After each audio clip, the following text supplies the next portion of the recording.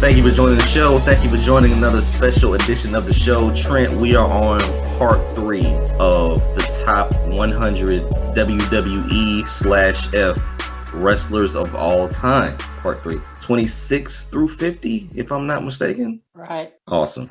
You are now listening to the Wrestling Fans Podcast. I am your host, BangEm South, Jason Fastkade. And on the show with me is the best in the world today, the biggest wrestling snob that I know, Trent Williams. The man that wouldn't even have Carlito on his list. More on that later. Trent, part 3 is here, man. I think we're going to get into the wrestlers that, you know, are clearly top 50. But we should have some surprises with people that maybe should be top 25. You never know. Yep. So are you ready, my friend? I'm ready.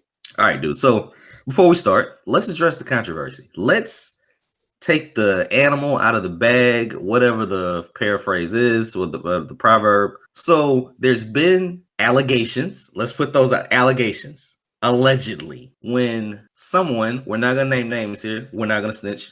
When someone submitted their ballot, they were off by a few, maybe 3 names, and some of the names got mixed up. So I personally place it on Place to Be Nation. See what I did there? Just because, no, dude, like they should have let you upload the actual file. There was a point where somebody just, I don't know, man, I had to type all these names in again. Like, come on, dude. So yeah, my list is off by maybe 1 or 2. But we will definitely rectify the situation. We're gonna go through 26 through 50 today. Outside of any 1 or 2 items that are, you know, slip ups, I think we should be cool. At the end of the day, man, submitting a top 100 should be fun. I really think that if Place to Be Nation wanted to post everyone's list, then they could. But, you know, what they're doing now, Trent, go tell us what they're doing right now with like the honorable mentions and stuff. Yeah, so basically they're counting down anybody that, like any wrestler that got at least 1 vote is being named. They do like a post like every other day or every couple of days where they'll do like 25 at a time, and they're counting down, getting to the top 100 basically. And they tell everybody, you know, who's got the highest vote, like who voted somebody the highest, and all kind of different stats and stuff for each wrestler. Right. So right now you're getting people that you know, some people may have it like number 40, right? But nobody else had them. And Place to Be Nation will say, hey, you know, this guy was voted high because of this. He got this many votes. This is what we feel about the person. And that's cool. Like that really works.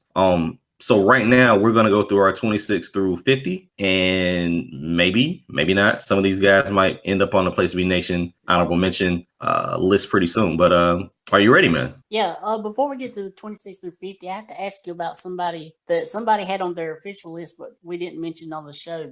Why did you have the Bushwhackers on your official list? Because and this is my gripe too. It didn't verify anything. That, like, when I would put down I put down like the New Day, I put down the Steiner brothers. Right. And I then see I what would you're talking about now with the tag teams. I see right. And when I would look back at the criteria, I'm like, oh, you can't do that. Because I was looking for the Steiners on the list. I was looking for New Day on the list. And I was like, oh, you can't do that. But when I was entering it in, you got to enter in 100 names. Like I didn't change it. You know, I didn't change it to Big E or King or Kofi. I didn't change it to Rick and Scott Steiner. So that's what I was thinking at the end of the ballot submission. I was like 2 names short. So that's why I was like, well, wait a minute. So what actually happened? So listen, I put it on Place to Be Nation. This may be their first year. I don't know if this their first year, but next year, upload and verify.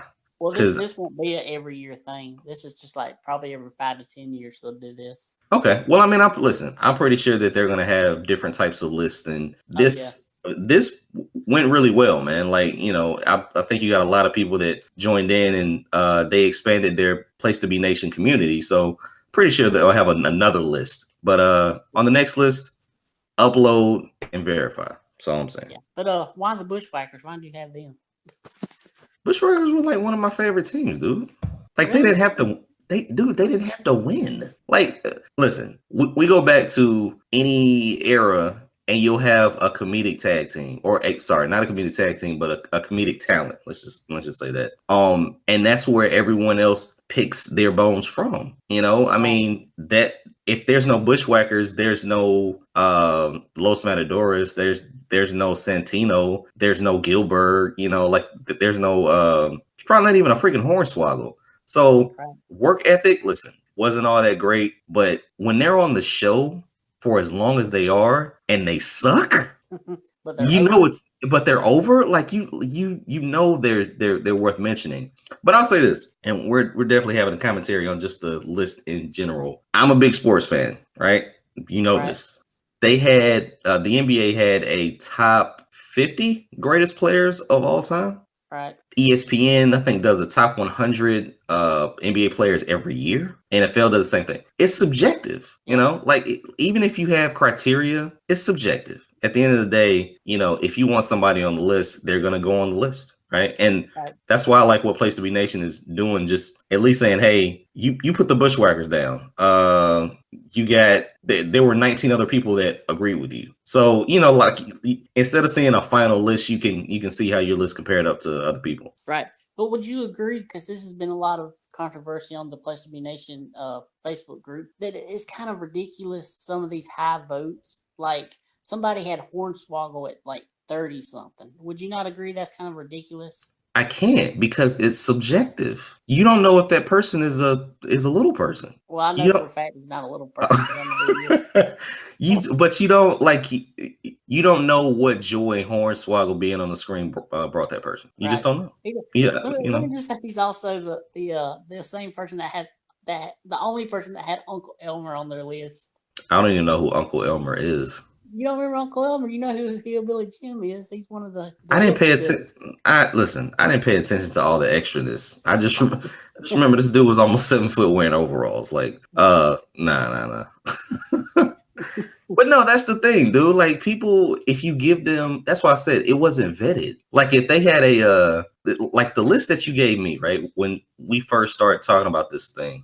And it said, hey, you know, here's really, you know, the list of people, and this is another list where people have also chimed in. If that was updated, like in December when I submitted it, and it had different names on it, okay, cool. But I'm pretty sure Uncle Elmer wasn't on that list. I don't know. I thought he was. For real? I mean, it's just it's random stuff. Like Max Moon was on that. You know, there are some crazy people that got a right. So then you feel like it. You know, did you scroll to the bottom where it showed like the people that were nominated, but they didn't get enough to actually be on the ballot? Right. Yeah. You know, it's just it was a different process. But when you leave it open to people, you know, that's what you could get. I can't say if that's not legitimate or not. You know. Yeah. And last thing before we get to our part we're doing today, I have to say that we're in the top I think like 200 or so, or 175, and I still have yet to see anybody from my top 100 on the overall list. Wait a minute. What are you talking about? On the honorable mentions list. So all of mine are in the top 175. No, here's the thing. Trent Williams is an official wrestling snob. I learned this week. He is a official snob. He raises his nose to everyone's list that doesn't include certified Hall of Famers, multi-time heavyweight champions, you know, and the best promo guys in the business. So I'm learning about you, my friend. I am definitely learning about you. Oh man. All right. So can we get to the list? Yep, let's do it. All right. Okay. Coming in at just and a disclaimer. And we mentioned this, I think, on part 2. We're probably gonna say, "Oh, I got him higher. Oh, I got him higher. Oh, I had her." You know. So let's just get prepared for that. But at number 50, coming in at number 50, I have Trish Stratus. Trish Stratus. All right. Yeah, I think I had her at somewhere 59. Okay. Cool. So Trish Stratus. I think we said most of what we said about Trish when we talked about Lita. But just the like the total opposite, man. She was the yin to her yang. Definitely set the Divas division on fire. And you can't have a match without two people. And she was definitely the other side of the Divas Revolution, smaller in stature, and played a heel for most of that time. So that was kind of cool. Even when she was a face, obviously she was just over because people had a tremendous amount of respect for her work ethic and what she could do in the ring. Several WrestleMania matches. And obviously the Divas roster back then was thinner and less talented than what we see now, but definitely a top 100 candidate, and I had her coming in at 50.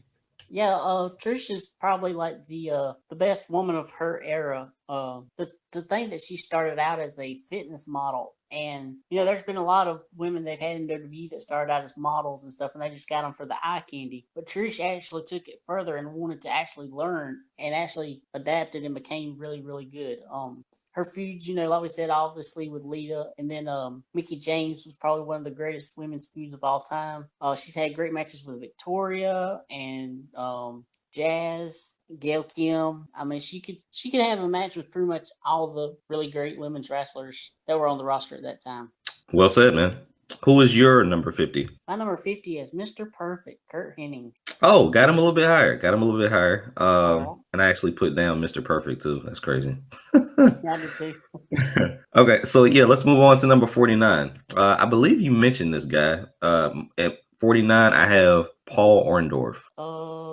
See, do I have? Did you mention him in part 3? I think this is part 3. You mean part 2? Part 2. My bad. I think I have him. No, I have him on my list. I thought you mentioned him in part 2. And if you had him in part 1, I probably said way higher.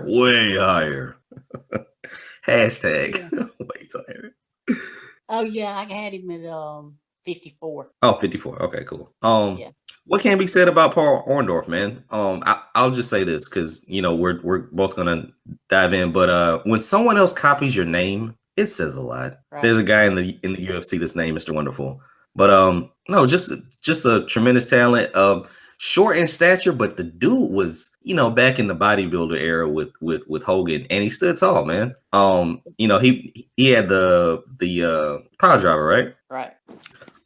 Just a tremendous talent for his size and stature, and obviously he's the guy that your girl wants and that you hate. He was definitely a dominant heel for what he could do. But when he talked, it sounded like a bunch of marbles in his mouth. What do you have on Mr. Wonderful? My bad. Yeah, I think his biggest thing is being part of the first WrestleMania with teaming with Piper, and then after that going on to have a really good feud against Piper, as well as turning back heel later on and having one of the hottest drawing feuds against Hogan. Well said, man. So who do you have at number 49? 49, I have Rob Van Dam. Wow. Okay. All right. Really? Mm-hmm. What? Really? You have him higher? No, I don't have him on here. And listen. Oh, I do. Sorry. I do. I got him higher. 35. I figured I had him on here. Yeah, I got him at I got him a little bit higher than that. Yeah, so we'll wait to talk about him. All right. Number 48, Jerry the King Lawler. Yeah, I had him at 55. Okay. All right. So what can be said about Jerry the King Lawler? By the time that he got to WWE, he was a big name, but he definitely wasn't like the best draw or anything like that. But when you look back at where Raw started and where they are now, him teaming with Jim Ross was incredible. But you also had Jerry Lawler step into the ring, set up feuds, give great promos and everything like that. But you can't have the WWE without Jerry Lawler. I mean, that's just it's obvious, dude. So I had him in my top 50. Was never a world champion or anything like that, but definitely stepped away from the booth and got active in the ring. Yeah. Oh yeah. I mean, Jerry Lawler, he's probably best known. His best work is obviously in Memphis, but his WWE career is two really good feuds for me. It's the feud with Brett and all the jabs he would take toward Brett's family and stuff was pretty funny. And then the feud with The Miz in 2012 or 2011, I think it was really good. And there was actually a time in 2011 against The Miz where I wouldn't have been against them actually putting the title on him for like a month or so going into WrestleMania. It's a shame that it took him so long to have a WrestleMania match, and the fact that it was against Michael Cole was just a complete travesty. He deserved to actually have a legitimate WrestleMania match, and it's a real shame. But I guess that's because most of his WWE career was based as him as an announcer. But yeah, I like Jerry Lawler. Yeah, that's the funny thing about Jerry Lawler and just guys that we know are older. If Jerry Lawler, if you knew the age of Jerry Lawler and you didn't see him as a big wrestling talent and you only knew the facade of the announcer, it would look like a solid matchup. But once you know the history of him being in Memphis and you see him feuding with Michael Cole at WrestleMania, you're like, what, dude? Come on, But it was well deserved, man, because you got to get in one, and at that point, you're not the heavyweight champion. I mean, like you're a Hall of Famer and you're all right for several different reasons. And you're on the card, so that's how I felt about that back then. All right. My number 48 is JBL. Okay, yeah, let's get into JBL because I had him lower around Ron Simmons era. Go ahead. Yeah. So JBL, he started off as Justin Hawk Bradshaw. Was not exactly sure what his gimmick was. Then he went into teaming up with Barry Windham as the New Blackjacks. They were a pretty cool tag team. And then he went to teaming with. Well, then he had his little singles run in '98, which is actually pretty good. That's where I really started liking Bradshaw, where he was teaming up with Terry Funk and stuff. And also had a really good match with Taka against the other members of Kaientai on a pay-per-view. Then he teams up with Farouk in '99. They joined the Ministry. Not too much good happens there until around 2000, where they break away and become the APA and become just the ass kickers, the guys you would pay to handle your light work. They were a lot of fun segments with their little door they would set up for their Acolyte Protections Agency. And then he goes in and has a complete character change, a complete 180, and becomes JBL, the New York Stock Exchange millionaire guy. And his promos, like a lot of people these days, the heels anyway, they don't want to get heat. But at that time, JBL, the heat he had was off the charts, and he didn't mind having it. The stuff where he went to like Mexico and was like kicking like the Mexicans across the border, or when he was feuding with Eddie, where he actually gave Eddie's mother a heart attack. And for a while, even when they would go to towns that were bordering Mexico, like in Texas and stuff, the fans would like try to actually hurt JBL because that's how invested they were as him as a heel. So that's a big reason why he got so high on my list. It's just the fact that he actually didn't care to be. He actually wanted to be a heel. He didn't mind getting hated. His matches, they were okay, never the best, but I thought he was a really good talker. He's somebody where I don't think we appreciated him enough until he was gone, and now I wouldn't mind seeing him back in the ring somewhat. Although not now, because he's obviously older and got probably back problems and stuff. But and he's also like a complete bully and stuff. But yeah, JBL, cool dude. Don't forget when he did the Hitler walk. Oh yeah. So JBL definitely deserved to be on the people worldwide. Yeah, no, he definitely deserved to be on the top 100. The thing I had to say about JBL was I remember his rise being very, very similar to Jinder Mahal. It was, I think somebody on SmackDown got hurt or whatever, and he became the Impact player like that same night, and they just strapped a rocket to him and just kept going, man. Out of nowhere. He wasn't a mid-card guy. Like he wasn't he was on the roster. Like he wasn't even an opening act guy, but he was definitely on the roster. And the next thing he was going to lead the charge. I will say this, can't remember a lot of his work ethic, but the fact that he was able to wrestle smaller guys, Eddie, bigger guys, Batista and things like that, it helped his cause. We're not gonna say that he's the best wrestler, but when you remember some of those matches and some of those feuds that he was in, like you really didn't say, hey, this match sucks, right? but definitely his skills came on the mic. You know, when he was able to get on the mic and just spew whatever he was going to say, or just just make you hate his guts because all of a sudden he was the elite. Definitely helped his cause. So he was very worthy of being on the top 100, especially in the WWF when he was, Hawk Brett. I don't know what I don't know what that means. But and then he's the guy that you see have several incarnations and still deliver, when the time is needed, and became a multi-time world champion and had several feuds. So definitely deserving to be on the top 100. Yep. All right, number 47. Trent, go ahead and give your 47 because you're gonna be shocked about my 47. Go ahead. All right, my number 47 is The Big Show. All right, yeah, go ahead. So you didn't have him on your list? I had him on my list, but I'm looking at the official Flub. 54. Yeah, that's that's what it was. Yeah. Yep. Go ahead. Didn't have him on the one you turned in. Right. Yeah, Big Show. He's very come and go. Like sometimes he can have good matches when he's motivated, and when he's not motivated, he can have complete crap matches. Had a really great debut where he came up through the ring, taking Kane's gimmick from him, and threw Steve Austin through the cage, which helped Steve Austin win the match. He's known for having the most turns in WWE history, going back and forth, face and heel. Had a really good series with Sheamus in 2012, I believe it was, and really good as a tag guy, like a big tag enforcer guy with Jericho, and is with the Miz. And then when he's a babyface, he's pretty funny guy. He's pretty versatile what he can do. Had a really great match with surprisingly with Floyd Mayweather at WrestleMania 24. He's one of the guys they usually trust to put in there with the celebrities and stuff. Definitely deserves to be on the list. Yeah. Listen, what can be said about Big Show that you haven't already stated? My reason for having him on here was you're definitely a giant, but you never had something that was consistent enough to put you in the top 25. Right. When you were champion, nobody wanted you as champion.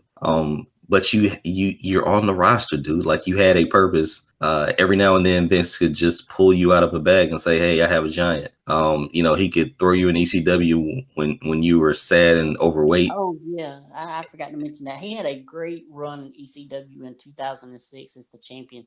But he was his best work. But he was only because he was just that dominant, right? And that's what I don't understand about bringing him back and then making him down. Now he is older. He is definitely older. But when he was in ECW, that was when he was just severely overweight, right? Right. Yeah. And the poor dude looked like he was about to it looked like he needed a nap. The bags under his eyes were terrible.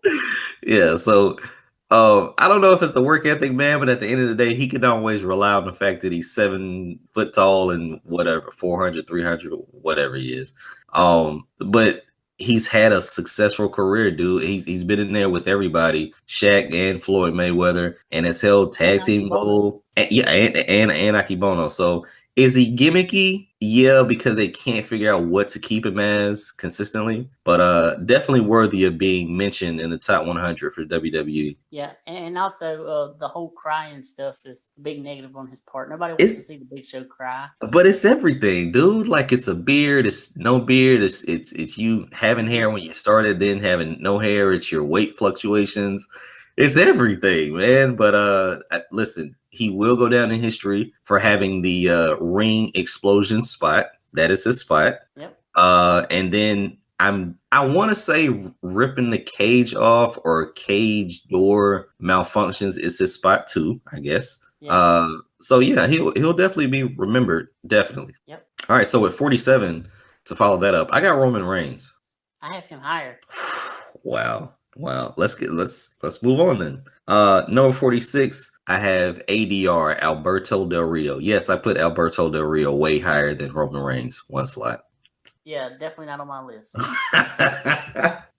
The hate that you have for this man. Yes. Oh my gosh. Okay. I'm trying to blame Paige for the reasons why him and Triple H didn't get along. Him and Paige? Why? Yeah. Okay. Why? How? I don't know. He said something about her and her family were trying to portray Triple H as the bad guy or something. Basically, he's trying to kiss his butt back into WWE again. Oh, okay. It is what it is. No, ADR. Listen, He was assisted by just being Spanish. Let's be honest. But when he came in, he had Roberto Rodriguez or Ricardo. That was definitely a tremendous help to him. But basically, he was a Spanish version of JBL. Mm-hmm. But the dude could go, man, and he's been in WWE twice now, maybe even 3 times. Yeah. Just the aura around the guy is enough to have him on the WWE. I think he went very far or farther than other Spanish wrestlers have went before, outside of Eddie Guerrero, but multi-time heavyweight champion. Huh? And Rey Mysterio. Yeah. Those are definitely higher on my list. But for what this guy did, for how predominantly as a heel, he was able to deliver and go in the ring. Him and Dolph. Him and Ray. Him and Cena. It just worked. The only downfall was the English. I don't know how many times he called somebody a pero, but no, he was just talented, man. He came in and said he was destined to be champion, and he definitely did that. And along the way, I don't remember him being a stepping stone. And that just goes to his character. Once he became a stepping stone, or once there were traces of him becoming that, he left. So the entire time that he was there, he was either gaining ground to be on top or was on top. Yeah. I just never. I mean, I think I liked him for maybe a couple of months, like leading up to the WrestleMania 27. I liked when he won the Royal Rumble, but eventually he just become very boring for me personally. I didn't really enjoy too many of his matches.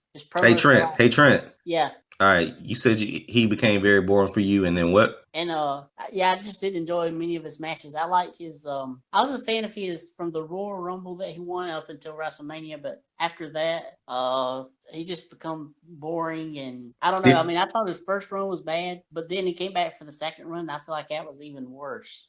Did you like the match with him and Dolph in that whole feud? I like Dolph in it. Okay. All right. Let's move on. That's when I was a big Dolph fan. Let's move on. Who did you have at number 46? 46, I have the Ultimate Warrior. Do I have the Ultimate Warrior on here? The Ultimate Warrior. No. Yeah, I do. Of course I do. I don't know why I want to say I don't, but when I know I do. Yeah, I got him way higher. Way higher. That's a nostalgia vote. Jeez. All right. Yeah, let's get into it. Number 45, I got Mr. Perfect, man. Take it away. 46. Alberto. Oh, I forgot to write him down. Okay. All right. ADR. Number 45, I got Mr. Perfect. All right. You had him lower? Yeah, I had him at 50. Okay. Go ahead and take it away, man. Yeah, Mr. Perfect. He was one of the first guys when I started watching wrestling that I didn't even know who he was, but his look and his confidence he had, I was instantly hooked to him. Probably his best stuff was in the AWA as a babyface, but had good matches with Bret Hart, both at SummerSlam 91 and at King of the Ring 93. Had a really good match with Ric Flair in January of 93, the loser leaves WWE match. Just a really, really good worker, pretty decent talker. Should have had a title run, but he was around in the era where Hogan wasn't going to give that title up. Okay, Mr. Perfect was the perfect example, see what I did there, of being the top mid-card guy, or the best mid-card worker, period. Mm-hmm. Listen, the thing that held him back was not being able to overcome that whole Hogan wave. But man, if he was ever champion, those promos about him being perfect and just perfect would just be incredible, because he would be champion, and they could expand it more and do a little bit more. But when you're that mid-card guy and your work rate alone establishes you as the guy, mm-hmm. He was. I mean, there's nothing else that could be said other than the fact that he was never champion, because he was never going to be. So I had him on my list. I definitely want to put him in the top 50 just because of that. Yeah. But I mean, there was nothing else that he could do. Nothing else that he could do, man. I mean, he could have had a couple 5-star matches, but he was never going to ascend. And but he's definitely worthy of being in the top 100. Yeah, and definitely one of the best bumpers too. The way he would bump around the ring. Right. Okay, so number 45, who did you have? I have Superstar Billy Graham. Okay, Superstar Billy Graham is not on my list. All right, so Superstar, I think he has better matches than what a lot of people say he does. I enjoy his feuds with Dusty in their matches in Madison Square Garden. But the main reason he is so high on my list is his influence that he had, because if it were not for him, we probably wouldn't have a Dusty Rhodes, and we probably wouldn't have a Hulk Hogan, because they took a lot of what they became to be. They got from Superstar Billy Graham. And then his talking, his promos are really good too. That's what his draw was the promos. Cool. Well said, man. Well said. Yeah, he just didn't make my list. I didn't really see enough of Billy Graham. I mean, I saw his ripoff, obviously, but I didn't see enough of him. At number 44, got Jimmy Hart. Jimmy Hart. Well, he's not actually eligible because he's a manager, but Disqualified. Next, who do you got for 54? 44, I have William Regal. Now, William Regal is not on my list. You really have him as a top 100 in the top 50? Okay. Yeah, I like Regal. I'm a big Regal fan. Obviously, I love his style. Much like a Finlay, he can either beat the crap out of you or he can tie you in knots on the mat. More versatile than Finlay was. His comedy, I enjoy his comedy. He's one of the guys where he don't care if he embarrasses himself on TV. If he can get a reaction, he'll do whatever. He's given me a lot of laughs. He don't go over the top really, but just some of his facial expressions are really good. Like he was part of the Kiss My Ass Club events. That was pretty funny. Just his reactions to everything. Had good matches with Benoit. Had good matches with Finlay. Just a really good overall worker. And now he's doing a great job as the general manager in NXT. Yeah, I didn't have him on my list because when I think of Regal, I think of think of his WCW days, and once he got to WWE, I just remember once they gave him a push, he got popped for steroids.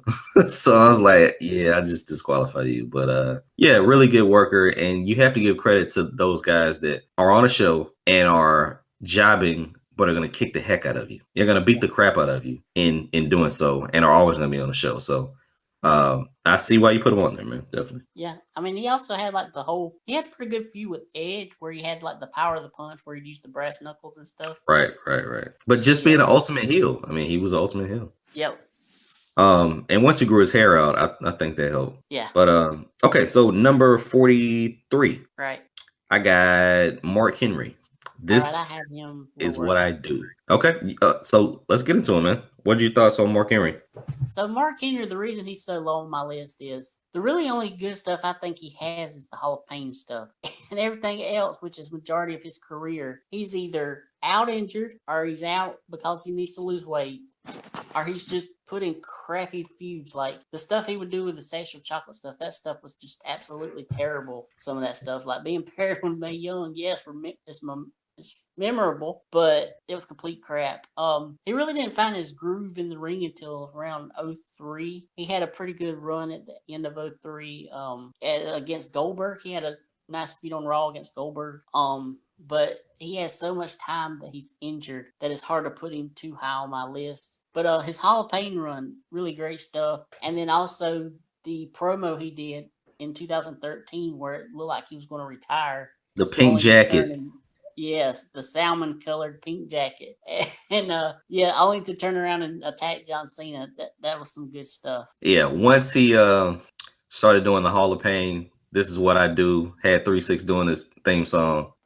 Listen, he was one of the best for me. Definitely he's on my list because he's black, to be honest. But no, I mean, listen, the whole was he like an Olympic guy or something, or a weightlifter or something like that? That just ran his course, and he didn't have a promo back then. It was just, hey, this guy can lift weights. He's the world's strongest man, right? Which I don't even know what that means when there's one every year. But he was definitely heavier, and I don't know if that was a detriment to him or a detriment to others, if because he kept getting so big. But yeah, once he started the Hall of Pain stuff, I was hooked, dude. And wasn't he a part? Yeah, wasn't he also a part of the ring collapsing? Yeah. So that puts him on my list. He'll go down in history. That biggest moment that he had was when he was with Mae Young. Nah, I'm just playing. No, the salmon color jacket. Like I played that a couple days ago, dude. Because he took the jacket off and he had sweat stains the amount of a crocodile in a swamp. But it was it made you finally dig in, if you hadn't already, to the Hall of Pain. This is what I do, and take me seriously. I'm gonna beat the crap out of you. And then I believe he had about 2 months, where he was kind of feuding with Cena, or at least got a heavyweight title shot out of that at a pay-per-view. So definitely deserving. Really goes down as one of your top heels in that era. So yeah, man, definitely had him on my list. Yeah, and he made SmackDown. He gave reason to why you should watch SmackDown around that time. Definitely. Now the Mae Young stuff and the China stuff and all that, I wasn't a big fan. Yeah, I'm a big fan. And when he first started out, like in '96 and '97, he was so green that he was just terrible in the ring. He did. That's what I'm saying. He didn't have, like, they didn't have anything for him to do. Did they have, what did they have? OVW back then? Yeah. Or did they have anything back then? No, not then. Not when he first started. No. And maybe he was like Kurt, where he was like, "Look, you're gonna have to train me live, buddy. I'm not working around in some podunk town." And they put him on live TVs, or tape TV. But listen, once he got through that, and I guess they gave him a better gimmick, or shout out to whoever told him, just be you, just go out there and mess up, but just be mad as hell and do it, and people will gravitate to it. Yep. So who you got at number 43? At 43, I have Goldust. Okay. I think you had him lower. Yeah, I had him lower. Yeah, go ahead. Yeah. So Goldust is he's another guy. He's had a bunch of runs in WWE. Leave and come back. Not the best worker at first. When he first started out, he was more of the gimmick, the androgynous, teasing on homosexual character that he had with rubbing all over Razor Ramon and Ahmed Johnson and stuff. Then once he got in like '98, he had the whole artist formerly known as Goldust, which was a bunch of crap too. But like in recent years, I don't know what happened, but he started getting really good in the ring, and definitely a really good hand now as like to teach the younger guys, what to do and stuff in the ring. The matches he had with Cody, teaming with Cody against the Shield and against who else were they teaming up against? The Usos. They were really good matches. Just a really big fan of his. I really think that I paid attention to him. I really think I paid attention to his work ethic, work rate later in his career, and maybe I think a lot of people did also. But when first appeared as Goldust, it was the gimmick. The gimmick was just so over the top that you hated that, like you hated to see something totally different. And with it being so extravagant, with the gold falling from the sky, and the alternate lifestyle or whatever, that was a little crazy. The one memory that I do remember was when the Goldust thing had kind of fallen off, and he wanted to be Dustin Reynolds or whatever he was trying to be. And he was walking around talking about he's coming back, and he would have banners walking through the arena like he's coming back. And then when he finally came back, it was Goldust, and he looked at the camera and said, "What did you think I was talking about, God?" Yeah. That was funny. But dude, like he set the benchmark for what you're seeing out of the Velveteen Dream, which you probably saw out of Rico. That's him. And without him, we wouldn't have a lot of the superstars that we do today, stretching the line of what they can or cannot do. So definitely deserving of being in the top 50 for me. Early in his career, it was about the gimmick. Now it's like, hey, take me seriously. Once he became an even bigger heel, I think it added a couple more moves to get the crowd involved. So it wasn't all about him and Marlena not being together and stuff, but I had a strong career, man, and mostly in WWE.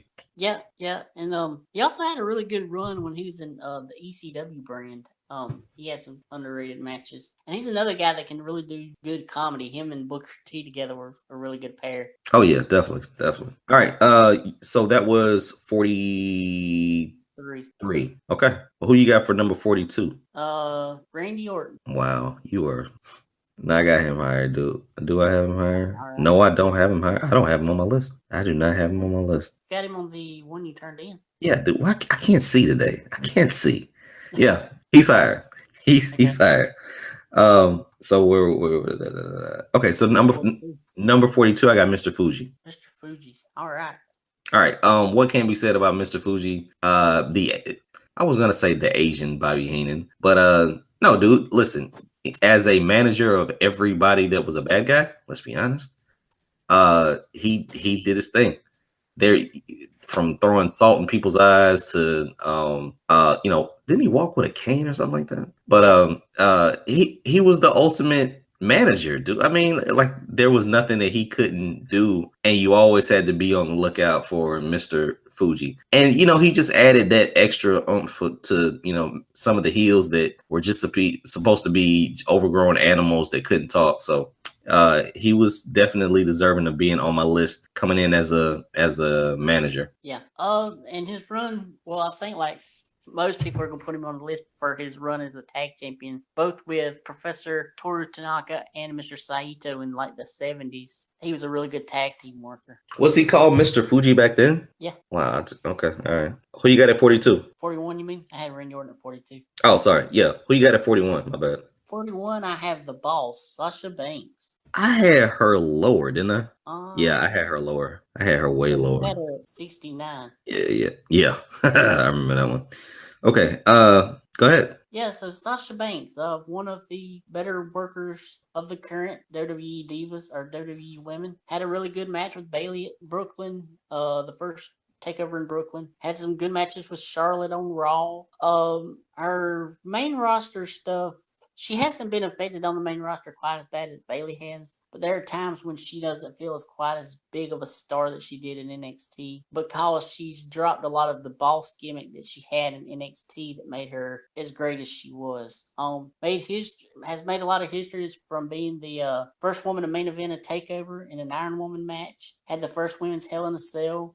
Had multiple main events against Charlotte on Raw. The only problem is every time she gets the belt, she ends up losing it, like in her first title defense. It's like they want to put it on her, but then they decide they need to put it on somebody else, and then she goes back down a little bit, and somebody else takes her place as the number one contender. But really good worker. The only problem with her is, and she's kind of fixed this within the last couple of months, she takes a bit too many risks. And if she don't watch out, she's going to be with a bad neck, and it's going to have to end her career, soon, sooner than she needs to end it.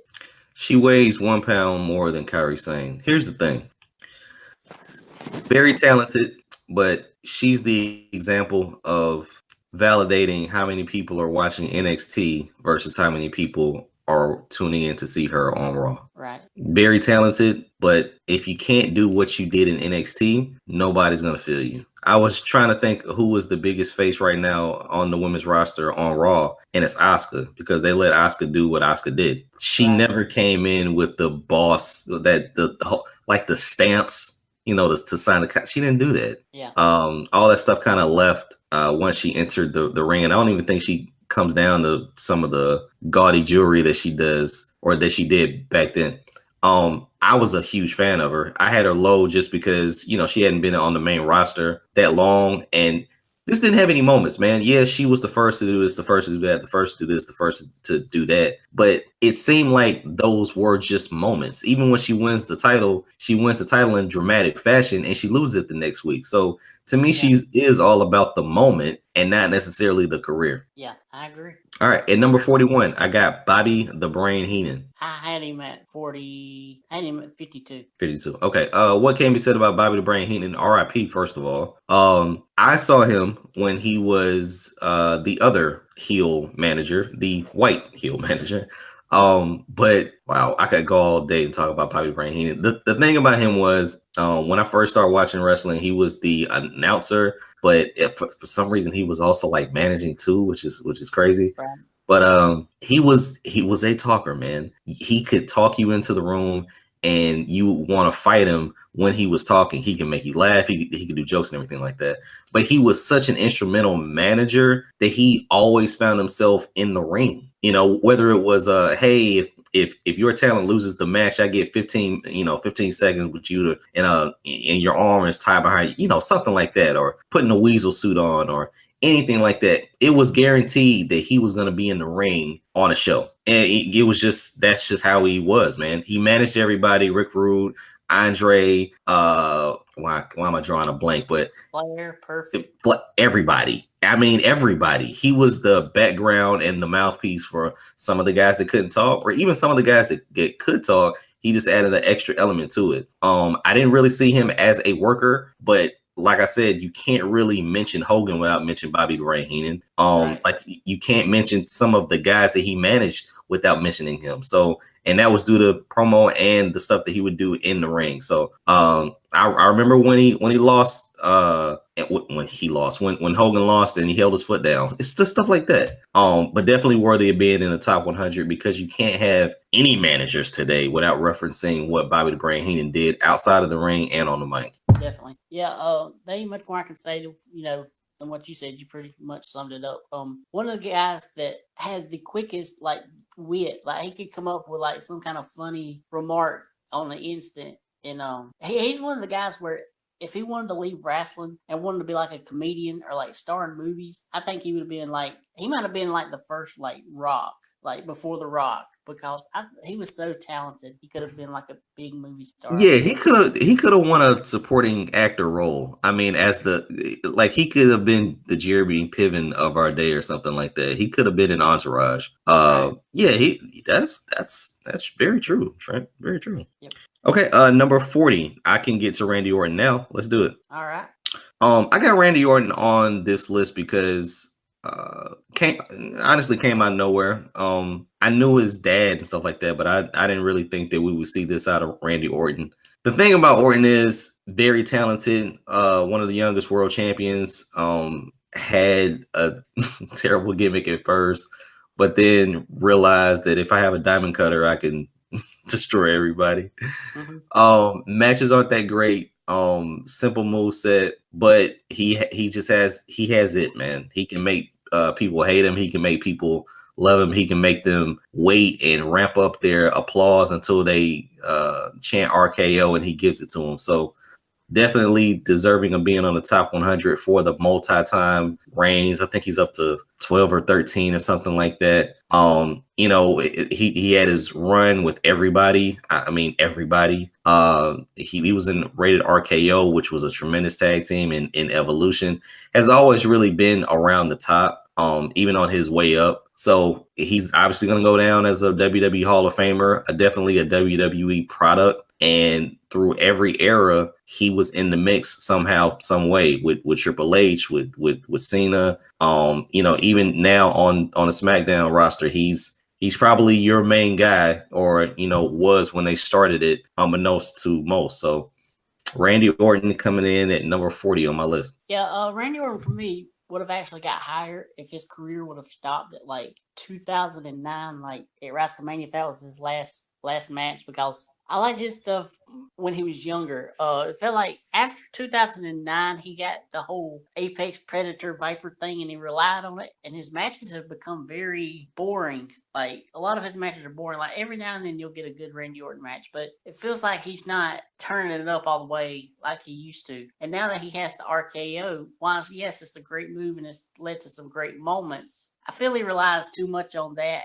and the rest of his match suffers because of it. A promo, as far as promo, sometimes they're okay, but a lot of times they can be kind of boring and very monotone talking, which is another thing that he got from the whole Apex Predator Viper thing that he started in 2009. But some of his great matches that I like is the match against Undertaker at WrestleMania 21, the hardcore match against Mick Foley at Backlash 2004, the match against Benoit at SummerSlam 04. Some of his Cena matches I really enjoyed, even though they've had about 1,000 of them.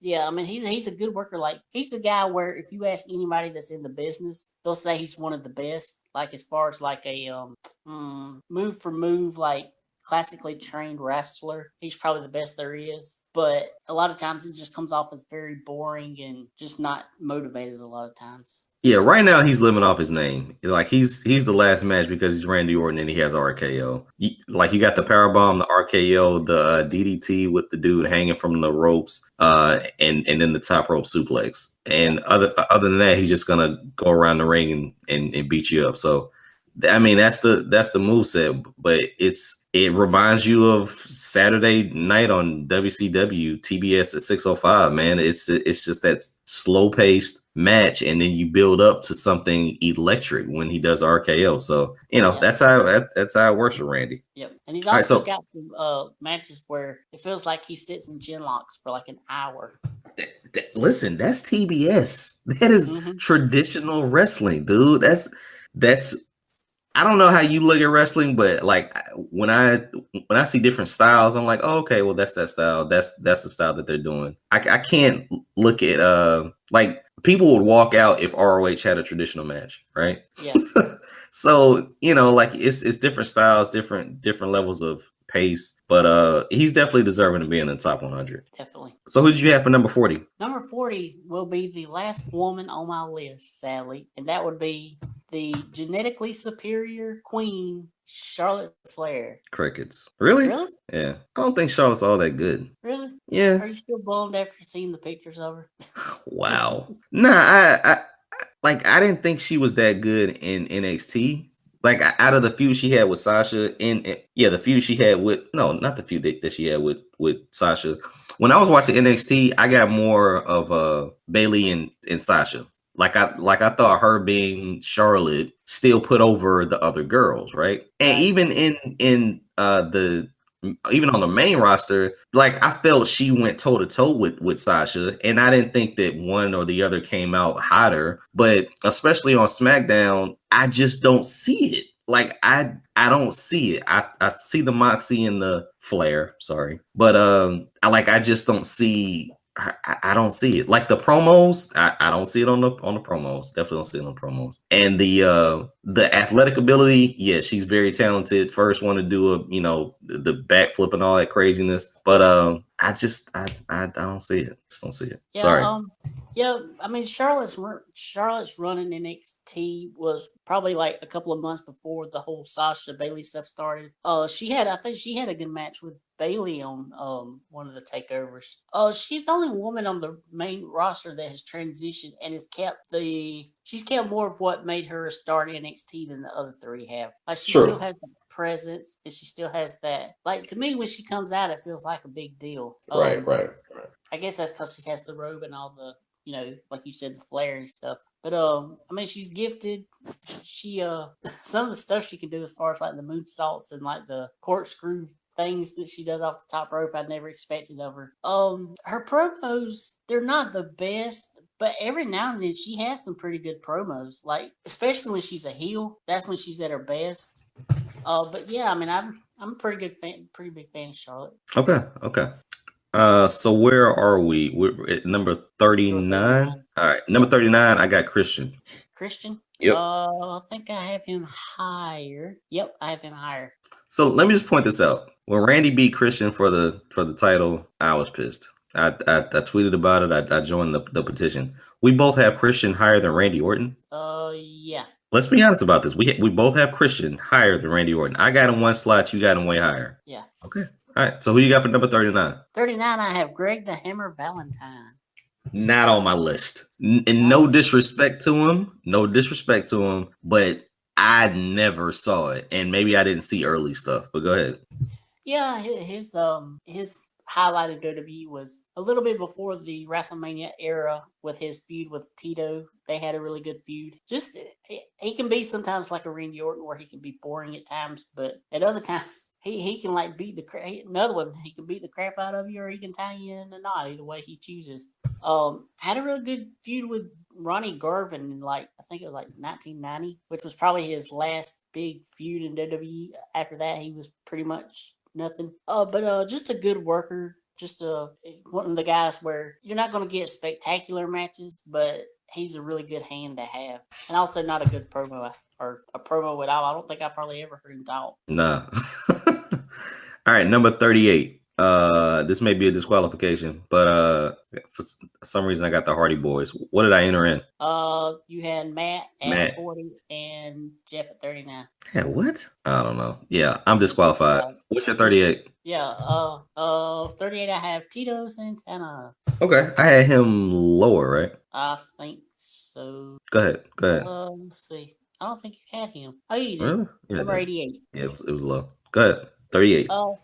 again, another good worker. He was a little bit more fast paced than Valentine, but he was the other half of the Valentine feud. Had a pretty good tag team run with Rick Martel as the Can-Am Connection, and then after that he kind of fell off. But his feud with Valentine gets him on the list, and just a really good worker. Awesome. Okay, number 37, I got Yokozuna.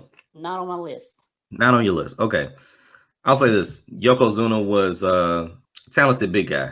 Really thought he was Asian, but he was actually Samoan. It is what it is. No, just the whole gimmick and being able to sit on somebody and not kill him, I thought was tremendous. But he was assisted by Fuji, had a rocket strapped to his back. Unfortunately lost at a WrestleMania because Hulk Hogan was a dick. But it's just to the point where you recognize, okay, if you have this much size and you can move and you can tell a story and you can powerlift Macho Man Randy Savage over the ring at a Royal Rumble, you deserve to be on the list. But he was a bigger guy. Later, once that whole sumo wrestler thing kind of faded, and he was able to, I guess, be Yoko. Promos were drastically different, but he was still effective, and just like I said, just being a big guy and being able to move in the ring and not be lazy was awesome. So definitely got Yoko top 40 on my list. Yeah, the reason he's not on my list is at times, yeah, he would move and was pretty good, but once he got tired, it was over for him. He would sit in the darn nerve hold for felt like an hour. I remember the match against, I think it's the Bret Hart match at WrestleMania 10. It feels like the whole match is just him sitting there in a nerve hold, and just don't do it. Just doesn't do it for me. All right, who you got at 37? 37, I have Roman Reigns. Okay, yeah, let's get into Roman. Yeah, you had him at somewhere lower on the list. Yeah.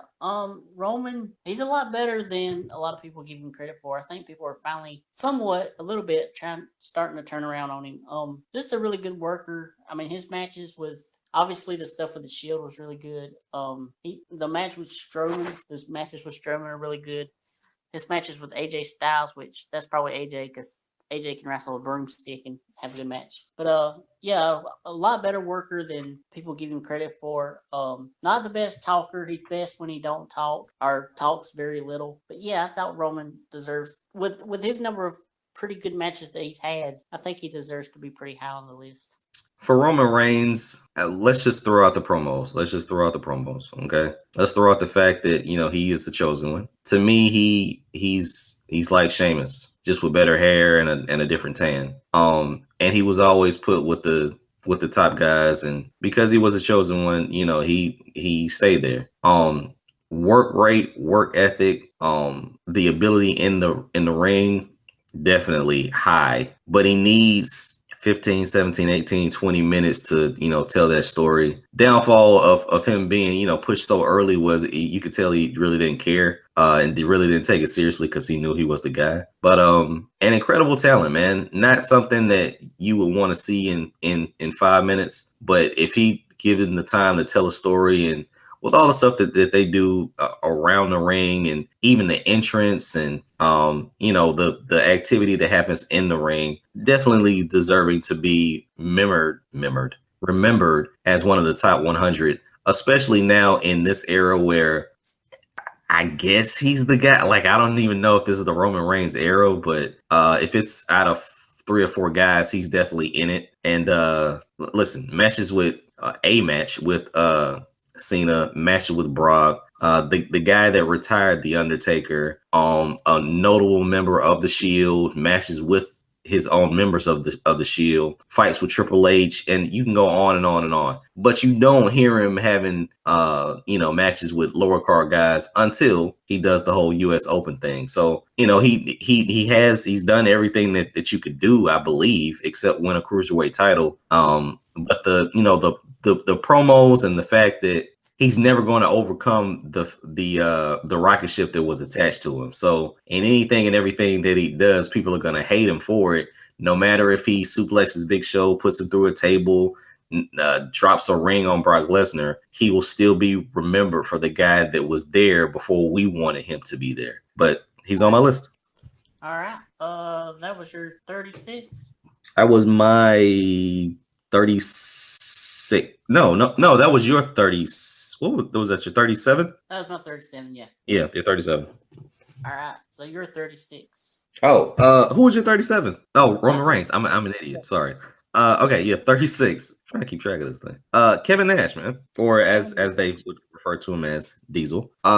Listen, when he appeared, you initially thought, okay, just a stupid tall bad guy. But it just happened quicker than most, where he was in the ring and he was an actual wrestler, and he did typical big guy stuff. But there was something different about him. He was just cooler than all the other bodyguards back then, right? And then to actually be in the ring with top guys, it just always happened that he was in the ring with top guys. And the power bomb, I think the power bomb really took off. And he was just a cool guy in the ring with top guys all the time. So you could name anybody in that era, Brett, Sean, Sid, all that stuff. He was one of the guys, man. And for what he was in there with everybody, dude. And for what he was able to do once he came back, just having that even bigger name and delivering on promos, and to a lesser extent in the ring later, he definitely deserved to be on my list. He had the benefit of being in the Clique. They were really running that whole wrestling scene in the WWE-F, I believe, at the time. Right. So obviously he's credible then because they ran everything. But you can't have a top 50 without him on it. And he's definitely a Hall of Famer. Had memorable matches, main evented WrestleMania. But like I said, they controlled everything at that time. So you were tuning in to either watch Shawn Michaels, Diesel, or Razor Ramon. Yeah. Before I get talking about him, I have to tell you that sadly he will not be on Raw 25 like first advertised. Listen, Raw 25 is turning out to be the Royal Rumble. I mean, that's literally what it is, dude. Mm-hmm. Like, I didn't jump on board with all those names that were supposed to be there, because then you're thinking, well, what would Raw 25 be without a show? Like, you still have a show, right? Or I don't know. I didn't get trapped up in all the hype with 18,000 names that are supposed to be on the card, them doing it from two separate shows and everything. Like, I didn't fall for that. Yeah. Brother Love's gonna be on there. It's the first time he's been on there in a long time. I don't. Yeah. No. It's not that I don't like Brother Love. It's I would rather wait and watch the show to see what capacity you would see these guys in, versus, hey, this guy's gonna be there and this guy, and then you end up with 30 names and you're like, well, damn, Braun's either gonna destroy all of them, or we're not gonna get a Raw. Yeah, well, I know. I don't know. We didn't do a regular show this week, but by the promo that the Revival gave this week on Raw, they're getting beat down by legends. Yeah, you can tell that. I mean, that was kind of set up. It's just like this reminds me of Raw 1000. So I would hope that they would. I would hope that you would still have an entertaining show and still get the ladies or the guys on the show that you have on there prominently. Right. Just, and not to the detriment of it being the 25th anniversary of Raw or something like that. So, every match coming out with somebody, every segment having somebody, I don't know, it can be a little overkill, but this will be a nostalgia act on Monday night. Yeah, a lot of those will probably be just like little cameos they do, like backstage or something. But I think one thing they really messed up on with this Raw 25 is with the women that they're having coming on there, because I expect we're going to see at least 3 or 4 of those women that are going to be on Raw 25 in that Rumble match. I don't know. I mean, like, we're going to see hot chicks. I don't know if we're going to see true wrestlers, so I don't know. And they're older. Like, they're not going to look like what they're not going to. Kelly found the fountain of youth. We all know that. And she should be a Maybelline model or something like that. But they're all not going to look like what. Yeah. They're not going to look as great as you thought they're going to look like. Let's see. Okay. 36. Who you got? 36. Or did I talked about Nash, didn't I? Yeah. Okay, my 36 is Matt Hardy. Okay, all right, go ahead. Okay, so obviously really great stuff with the Hardy Boys. Their match with Edge and Christian and the Dudleys, really great. Then once he gets on a single run, has a really cool gimmick with the whole Matt Hardy version 1 stuff. Was really cool with having Shannon Moore by his side as his little MFer. Really good worker. Don't get as much love as his brother, but he's more of the grounded, more traditional wrestler of the two.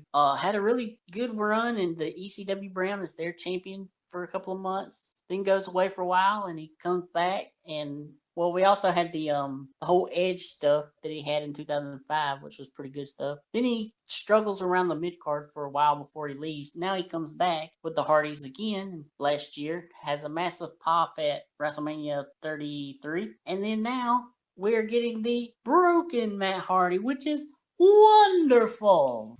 Do the laugh. Ah, yes. Okay, so he was able to not turn into Marty Jannetty. The Hardy Boys by itself can stand alone in time. That's just solidified.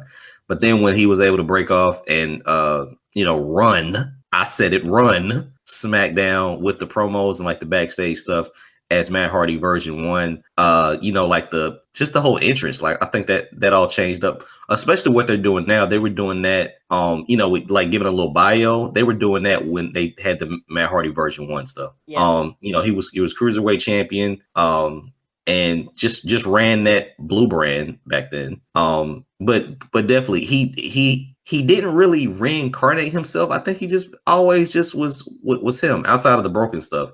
When he when he had time to fall off and he came back, he was just a pissed off Matt Hardy, and he was in the ring with Edge. But when he was on SmackDown, that's when I truly became a fan of just Matt Hardy by himself, and he was able to stand alone outside of Jeff Hardy. So Matt Hardy is definitely deserving of being on this list. Yeah, also had a really good feud with MVP, which I hope they bring up this Monday because MVP is supposed to be there. Nice.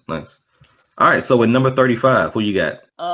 Take a short turn first. All right, I got Rob Van Dam. I think you had him lower. Yeah, I had him lower. Okay. Obviously Rob Van Dam was the ECW original, but outside of using some of the tables and ladders and chairs, he was able to still do some of the same stuff. Just an extremely athletic athlete. Every time he was on the mic, I thought he was going to mention the green stuff, but promos weren't all that great. But I think I was so hyped to see him actually stay true to his ECW character and bounce around and jump around and flip around and still able to have a good match with the likes of John Cena, Triple H, people like that. He did have a time where it was really just about the entrance and saying RVD. But at the end of the day, like you still got, at least 5 or 6 moves of death out of Rob Van Dam. So definitely deserving of being on this list, seeing as he was established in ECW and had the opportunity to come to WWE and still stay on top. Yeah. Yeah, I was a big fan of Rob Van Dam in 2002, 2003. Yeah, everything you said, I pretty much agree with. He had a really good series of matches with Eddie Guerrero in 2002, including their ladder match on Raw. It kind of sucks that once he finally did reach the top and got the title, the WWE Championship, he has to get it took away from him like a couple of weeks later because he gets caught with marijuana and gets a DWI along with Sabu. Just overall work. He's known as being very stiff though. Like the guys, they tell like the newer guys if they're working with Rob Van Dam, you better get your hands up because he's gonna pop you pretty good. Nice. All right, so who did you have for 35? 35, I have the Animal Batista. Did I have him lower or higher? I had him lower. I had him lower. Yeah, whoa, you had him at 72. Yeah. Listen, and I stand by that. Go ahead. Batista was the guy that I really enjoyed, especially leading up to WrestleMania 25. I loved the slow turn they did with him and Triple H. And then he had a really good series of matches with Triple H. I like their Hell in a Cell match they had. He's one of the few that actually got to beat Triple H 3 pay-per-views in a row, which is pretty much unheard of. Really good power guy. Pretty good promos, especially when he's a heel. When he had that late 2009, 2010 run. That was probably some of his best stuff as a heel. Had a great series of matches with The Undertaker as well as John Cena. And now he's a movie star. Who would have thought that? But yeah, pretty good worker. I had him low on my list because I didn't really watch Raw or SmackDown for Batista, but there's so many memorable moments from pay-per-views for Batista. The only real Raw memory that I have, well, two, was the whole the thumbs down thing. That was one. Hated him when he used to shake the ropes. I hated that. And then when he came back and he had those tight ass jeans on, it's like, what are you doing? So, but no, the I think the real thing that probably drew a lot of people to Batista was if you didn't see that match with The Undertaker at WrestleMania and you heard everybody talk about it and you watched it and it lived up to expectations, you were like, okay, okay, like, okay. The Triple H WrestleMania match, that was cool, but to me it was nothing like. I watched that match with Undertaker at least 10 times, and then like you could see that okay, this guy is a draw. If and he probably was before. So when you finally got the two behemoths, him and Cena going at it at a SummerSlam, that was a big match. So he was always game for the big moments. But I just don't remember watching him on Raw and SmackDown. Like, hey, I'm watching Raw and SmackDown and Batista's on it. Like you said, the heel promos were excellent though. So yeah, that's why I had him so low though. I wasn't tuning in Monday and Tuesday, or I guess Thursday and Friday back then. But he did lead the SmackDown charge when he was put on SmackDown. Yeah. Okay. Number 34. Who you got? I think it's your turn, wasn't it? I got Kane. I had Kane way up in the 70s. Okay. Kane is my favorite. One of my favorite, if not my favorite wrestler, only because in the early editions of the video games, I was always Kane. Okay. Always Kane. No, man, like I like the whole character, the costume, the whole fire. At the end of the day, he has so many things to draw back on. Being a dominant monster, the devil's favorite son, having several girlfriends, which was a shock. Having the moment where he took his mask off, and having his own movie, which was a classic. Coming out to the ring with the weapons that he used from the movie, but never actually using the weapons. Right.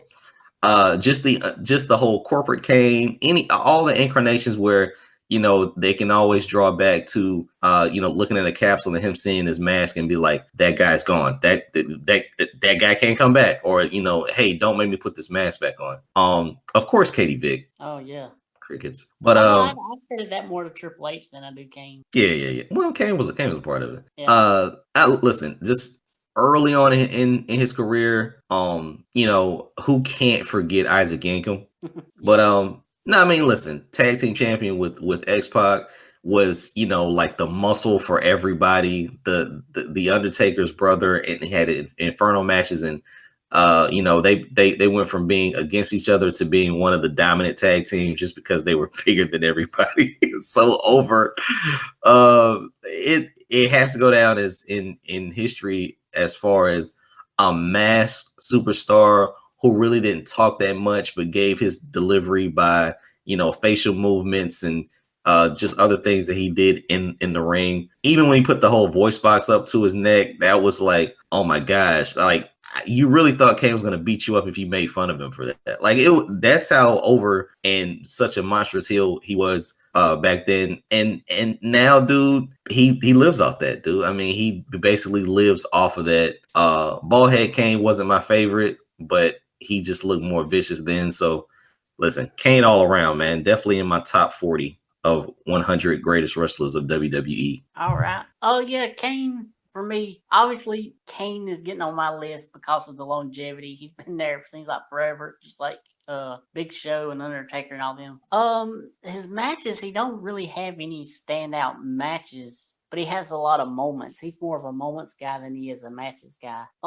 Yeah, like you said, he's had a bunch of matches. I love the stuff with Undertaker when he first debuted. Yeah, I think the only match that I really enjoyed of his is that first WrestleMania match with Undertaker. I didn't really like I know you like when he puts the mask back on and stuff, but I feel like once he had it off, it was kind of dumb to keep putting it back on him. Like we know he's not what he looks like, so what's the point of putting the mask back on him? But Corporate Kane, I thought was pretty much crap. Yeah, I mean, he's okay, but just not my favorite. when Jim Ross interviewed him and he asked him why he was wearing a mask, and he said he was burnt in a fire, but he didn't have any scars. He said they were mental scars. That was classic. Yeah. All right, so who you got at 34? 34, I have Owen Hart. Whoa, wow. Not on my list. Not on my.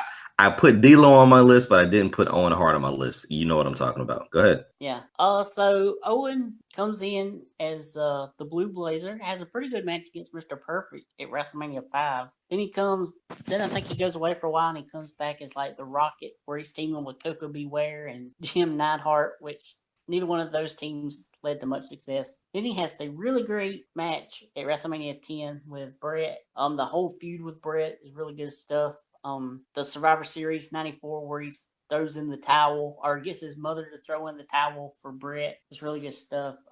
Just a really good whiny little heel. His stuff with the Nation's probably not, that was toward the end of his career. Stuff with Jarrett, it was okay. They were a better team than a lot of people give him credit for. Yeah, just another guy that's a really good worker. And in some ways, he's a little bit better than Brett because he was a little bit more exciting. He was more flashy in his style, where Brett was more a traditional technical wrestler. And also a way better promo than Brett. But yeah, Owen Hart, 34. Yeah, Owen didn't make my list, but I can't get over the whole Blue Blazer incident. Yeah. But yeah, he I thought he was more talented than Brett, but you can see the situation that Brett was in, where he couldn't be as flashy being the top guy. Yeah. But yeah, definitely he will definitely go down in the history books. Wouldn't be shocked if they put him in the Hall of Fame. I don't know how that would go over, but wouldn't be shocked. His whole stuff with his wife, yeah. Which I thought they had a settlement with that. I was expecting, him to get in with them having that settlement, but I guess not. I don't think you can put him in without mentioning the fact that he died in the ring. Yeah. All right. So number 33, I'm disqualified for. What did I have for 33? Well, at 34, you had Devon. At 33, you had Bo Ray. There you go. There you go. 33, I'm disqualified. Yeah. Who you got for 33? And I don't have neither one of them on my list, by the way. Okay, no problem. So yeah, I mean the Dudleys, they're pretty memorable. They're another guy. Who do you have for 33 though? Oh, I have the Miz. Yeah, let's go. Oh, well. Okay, I got the Miz at 32. Let's talk about the Miz. Go ahead. All right. So the Miz is the guy where over the years I've grew to love him more than I did at first, and going back, I see how good he was. It still feels weird to think that he was in the main event of WrestleMania 27 because he still feels like he was a complete afterthought in that match. Really good talker, probably one of the best talkers they've had in quite a while. Never would imagine when I was watching him on The Real World that he would become such a big star. Has improved a lot in the ring over the years, and now he's probably one of the top guys on Raw. And when he's gone, you actually do miss him, where it used to be where I was hoping he would go away. Now I don't want him to go away because he's so good. And also the added bonus, he's married to Maurice. So he makes 33 on your list when a year ago you said he was channel change worthy. Right. Okay. Listen, the Miz is definitely on my list. But at the end of the day, he can always fall back on his promos. Mm-hmm. He could break a leg and have it casted up and walk out on crutches and then deliver a promo that make you want to smash that cast. A perfect example of being able to verify how many people are watching Raw and what they're watching Raw for. He was in the WrestleMania main event against John Cena, and he was a champion. Yeah. Let's be honest about that. Can't take that away from him. And back then, he was still as hot as he was now on the mic. Like the matches, I can't say that I've seen a classic Miz match, but I have seen classic Miz feuds leading up to the match. All those moments leading up to the match were why you watched the match or why you watched him get his butt beat. Don't really remember him being a face ever, other than when he first came in, but all that stuff drove him to be where he is now and have all of the steam behind his promos. When he was in tag teams, Miz Show, Miz Dow, him and Morrison, him and R-Truth, all that stuff really helped him blossom more. And I don't remember the matches, but you gotta look at Miz as one of the best talkers, bar none. So that's why he made my list. Yep. And right. also Maurice. You forgot me. Okay, so 33, I was disqualified. You had Miz at 33. Who you got at 32? Because I had Miz at 32. Okay, I have Jeff Hardy. Okay, go ahead. Jeff Hardy, the more popular of the two Hardy boys. Again, the Hardy stuff, brilliant stuff. He wasn't always the best talker. In fact, he was probably one of the worst talkers they had, but he was still so over with the crowd. That singles run he had in 2008, where he was facing CM Punk, and then he led to the world title win at the end of 08. It's really good stuff. Had really good matches with Triple H. Had really good matches with Umaga. Johnny Nitro, John Morrison, he had real good matches with. Really good worker. He's improved. He used to be more of a high spots guy, but now he's just like Matt. He's improved to be a better worker all around. I wasn't a big fan of Jeff Hardy's solo career. In the Hardy Boys, he was tremendous. But when you needed someone else to talk for him, it just kind of fell flat. And to me, he was more of a stunt guy. I'm surprised Jeff is still walking today. I'm just being honest with you. I think they have him held up with tape and gum. But extremely fearless athlete. And drove the women crazy. So awesome competitor. Yep. All right. At 31, I have Carlito. Carlito, not on my list. Carlito is the reason that I bite into apples and spit them at people. No, Carlito always had a rocket attached to him, man. I mean, he was in the WWE, beat Cena. I think always beat Cena. And then from there, he was more of a talented athlete, just without the backing of working with top guys. Like, I liked his matches, like the backstab. Well, I don't think they call it the backstabber back then. Backcracker, yeah.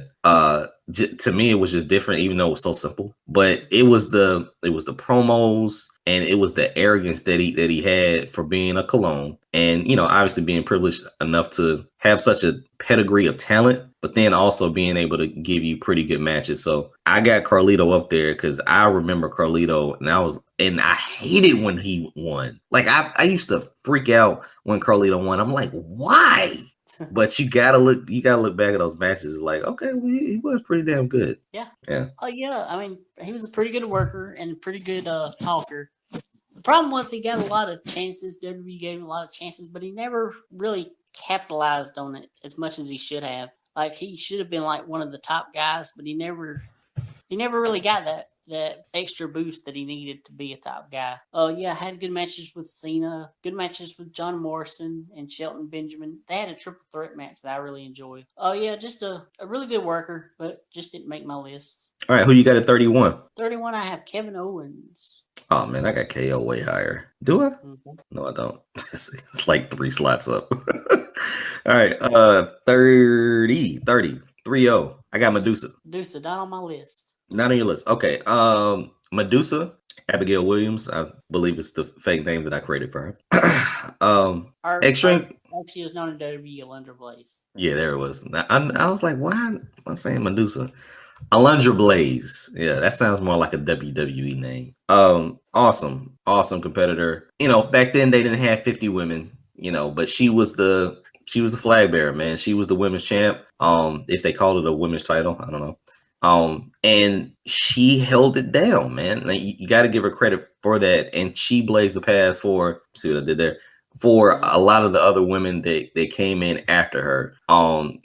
Presented herself as a credible talent, and could actually work. Could actually give you a match, and didn't do a lot of the Playboy or anything that the Divas Revolution, took away from the steam that the Women's Revolution had. So definitely a credible talent, Hall of Fame worthy, if not already in there. And yeah. And obviously once she went to WCW, you realize she's like, oh, okay, well, that it's just, throw the title in the trash, baby. What? Okay, all right. But nah, man, like, WWE put her on the map, and I don't think she gets the credit that she deserves with matches with Bull. I can't say her name. Nakano. I always say that. But yeah, man, she's definitely worthy of being on the top 100 for what she did for WWF at the time. Yeah. Before I go into Medusa, speaking of Bull Nakano, You need to go look up what she looks like now in 2017. She looks completely different. Okay, I'll do that while you talk about Medusa. Alundra. Alundra, yeah. So yeah, I mean everything you said, she was the woman in WWE in the mid '90s, but the problem was she didn't really have that much competition, and she wasn't around that much. Like, I mean, as good as she wasn't shown that much. Like, she only had like 4 or 5 matches that were televised on WWE TV. Just wasn't enough stuff on her resume WWE wise for me to put her on my list. What is she thinner? What? I don't. Yeah. Oh, she's just thinner now. Yeah, way thinner. Yeah, I know. I mean, yeah. I thought you meant like she was. Yeah, I don't know. Yeah, I don't know where you going with that. Yeah. She. Nia Jax said she wants to have a match with her. I saw that. I don't know how that's gonna work now, but we'll see. Okay. Third 30. Who you got? 30. This is going to be probably a big shock. Here we go. I have Triple H. It's not a big shock. I have Triple H, and if I do have him higher, I'm pissed off that I do. I am pissed off where I have Triple H. I am pissed off where I have Triple H. But listen, when you control the world, man, you gotta, it is what it is. Go ahead. Let's go to 29. I got Daniel Bryan. Daniel Bryan, I have higher. Okay. Who you got at number 29? 29, I have Benoit. Whoa. He's on my list somewhere. I think he's higher, ain't he? Yeah. Come on. Where is he? Yeah. He's higher. Let's move on to 28, because at 28 I got Kevin Owens. You want to talk about Kevin Owens? Yeah, let's talk about Kevin Owens. Go ahead. KO, man.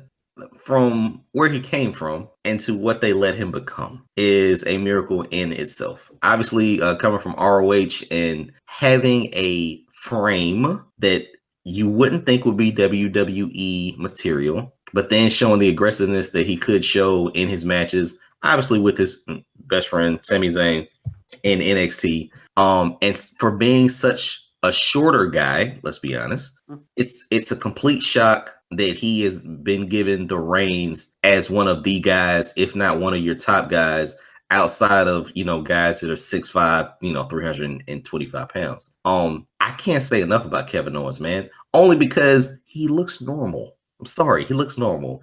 He's great on the mic. He gives very effortless matches, talented matches. I think he has a classic match with him and Dean. But from what I look at with Kevin Owens, I tune in to watch the KO show, the Chris and Kevin show, the Sammy and Kevin show. I come in to watch what was it, Fight Raw Fight or the KO show, right? I tune into that because he's electric on the mic. He can really build a feud. He can beat the crap out of you. He has 25 moves of death, and he's been a multi-time world champion, U.S. champion, I believe tag champion. I don't even know, but intercontinental champion, NXT champion. Wherever he goes, he's a top guy. No matter whether he's on the mid card or not. Had a historic debut on the main roster against John Cena, and when he beat him, it was solidified, man, because this guy, no matter what he looks like, can go. That's why he's on my top 50. Yeah, I mean, everything you said, I mean, it's amazing. I never would have thought that he would have been a top guy when he come over from Ring of Honor because of his size, because he's not WWE, he don't have the WWE look. But one of the great talkers, another great talker, really good at talking trash during a match to his opponent when he's got him in a headlock or something. Like, he makes headlocks fun. I like to call him the voice of the fans because when there's like something that don't make sense or anything, he calls it out in his promos. Like when Shane McMahon's being a butthole, but yet WWE portray him as a face. Kevin Owens will make it like, he makes it what the fans are thinking. Like, he don't try to insult your intelligence in his promos, and that's what I really enjoy. His pairing with Chris Jericho was really great stuff. Maybe once again a fan of Jericho. And then his pairing now with Sami Zayn's really great.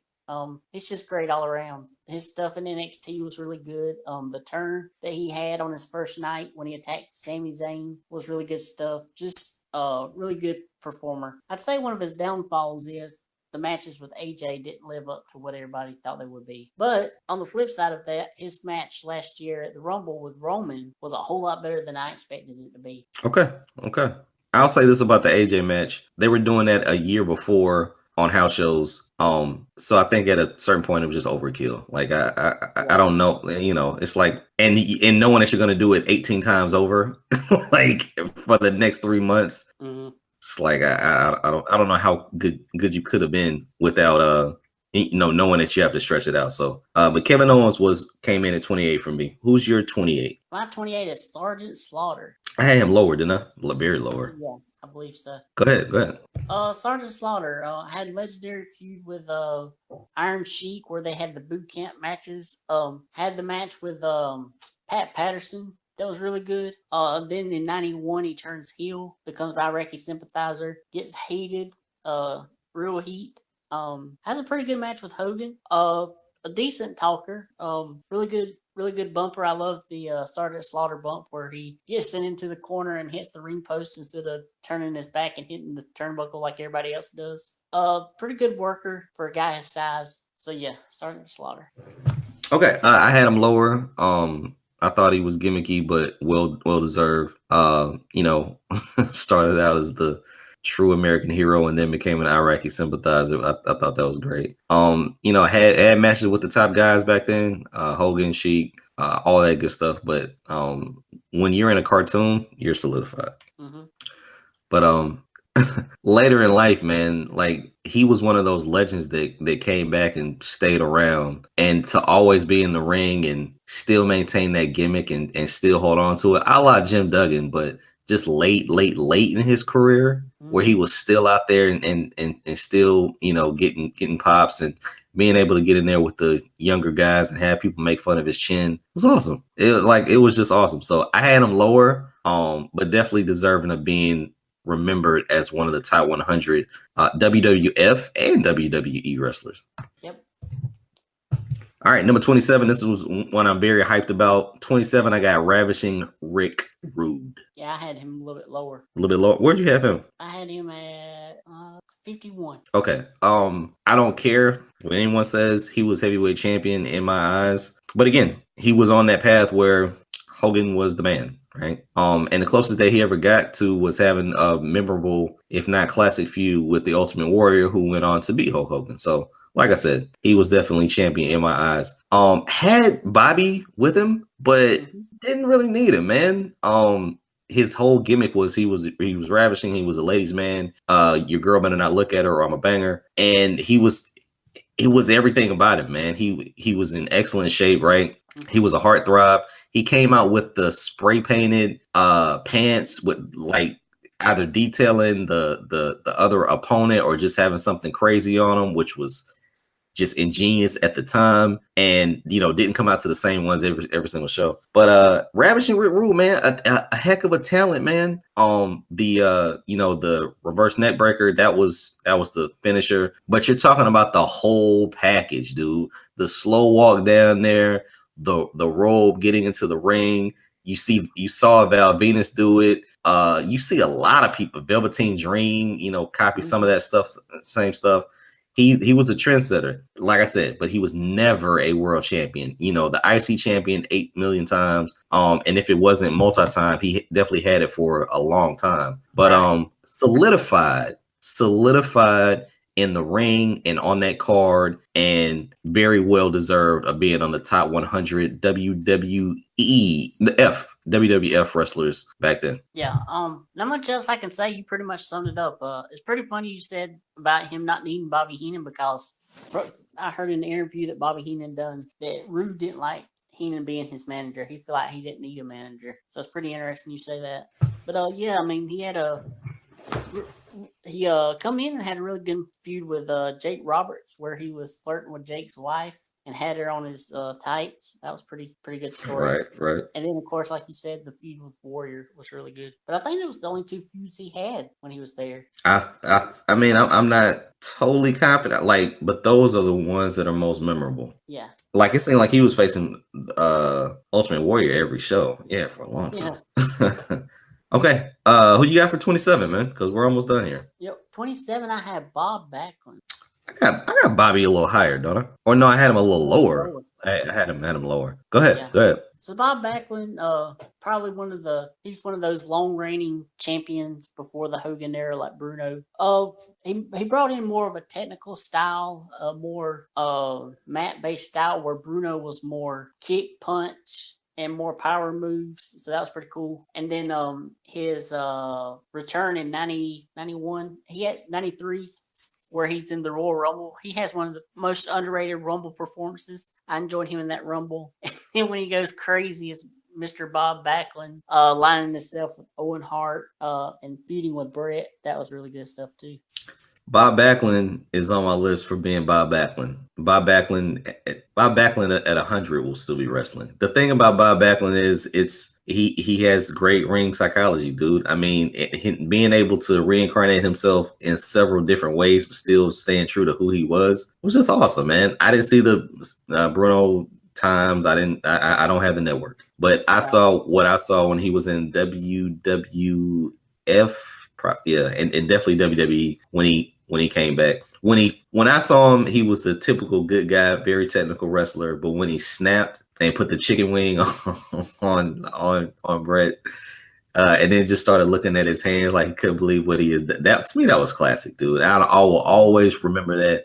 I always remember his promos because he was trying to deliver a message, but it just came off as this guy is crazy. And then, at the split second, he'll say something about put you in a chicken wing. So Bob Backlund definitely was on my list. I had him lower, but when you think of the WWE, you cannot forget Bob Backlund for being a talented wrestler and then coming back several times, having brief runs here or there, but being talented on the mic, in the ring, and, now as a manager also. So that's why I had him on my list. Yeah, did he get any points for you being the manager for Darren Young? No, well, he got points for being the manager. He got points for being the manager, but we talked on the show several times. I wanted him to not snap, but show Darren like how to snap. Show Darren how to look at his hands. Or listen, if we were in the Attitude Era, and they didn't mention Darren as being gay, and Bob Backlund, smacked him on the ass and then looked at his hands, like that would have been a play on it, something, man. But they didn't do anything like that. So I was waiting for it though. I was definitely waiting for it. Yeah.